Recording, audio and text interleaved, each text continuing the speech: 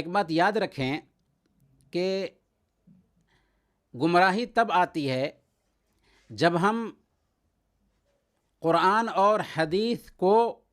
ویسے ہی نہیں سمجھتے جیسے صحابہ نے سمجھا تھا۔ اگر قرآن اور حدیث کو ویسے ہی سمجھتے جیسے صحابہ نے سمجھا تھا تو یہ گمراہیاں جو آج دیکھ رہے ہیں، یہ جو جماعتیں جو آج دیکھ رہے ہیں، یہ ساری کی ساری جماعتیں ختم ہو جاتی۔ اللہ رب العالمین نے قرآن کریم میں اس کا حل بتا دیا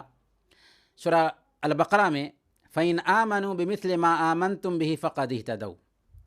کہ اے صحابہ اگر بعد کے لوگ ویسے ہی ایمان لائیں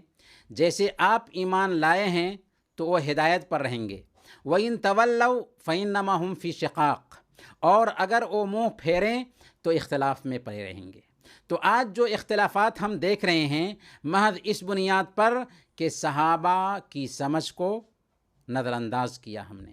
اور آج صحابہ کی سمجھ حدیث میں موجود ہے۔ جیسے اللہ کے نبی صلی اللہ علیہ وسلم نے قرآن کو سمجھایا، صحابہ کو وہ سمجھ بھی آج موجود ہے۔ آج اگر ہم یہ معیار بنا لیتے ہیں کہ بھائی ہمیں قرآن کو اور حدیث کو ویسے ہی سمجھنا ہے جیسے صحابہ سمجھے تھے، صحابہ کے بیچ کوئی اختلاف نہیں تھا، آج بھی اگر صحابہ کی سمجھ کو معیار بنا لیں گے، یہ ساری پارٹی بازیاں ختم ہو جائیں گی، یہ سارے اختلافات ختم ہو جائیں گے اور ساری امت ایک ہو جائے گی۔